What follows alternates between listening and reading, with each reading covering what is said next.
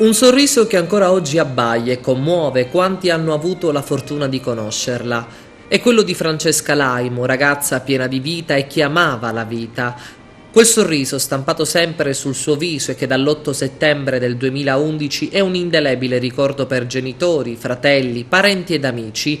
Un crudele destino ha voluto che quella tragica mattina la vita di Francesca, 20 anni appena, si spezzasse lungo una delle strade più trafficate di Agrigento, la via panoramica dei Templi. Una morte assurda e orrenda. Francesca aveva da poco lasciato casa sua in via Toniolo a bordo di una Vespa. Stava scendendo la via panoramica per raggiungere Villaggio Mosè, dove ha sede il corso di formazione professionale che frequentava. Nei pressi di una curva all'altezza di un noto locale, la tragedia. Improvvisamente un'auto, una Chevrolet Lancetti, guidata da un anziano di 75 anni, invadeva la corsia opposta. Inevitabile lo schianto e l'impatto violentissimo, inutili soccorsi. Tanta la gente che volle dare l'ultimo saluto alla ragazza del sorriso, culminati con il lancio di palloncini bianchi.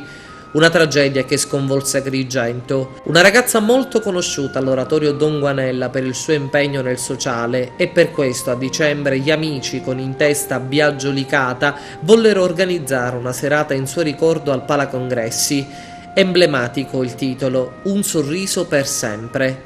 Tanti gli artisti che hanno voluto esserci, da Gianfranco Iannuzzo a Giovanni Moscato, dal Valdacragas ai Sicani Ensemble. Una serata di beneficenza per raccogliere 10.000 euro per la missione di Ismani in Tanzania. A distanza di 5 anni da quella tragedia il sogno è diventato realtà. Sono ormai addirittura d'arrivo i lavori per la realizzazione della scuola secondaria dedicata a Francesca Laimo nella parrocchia di Usakami, diocesi di Irina, in Tanzania.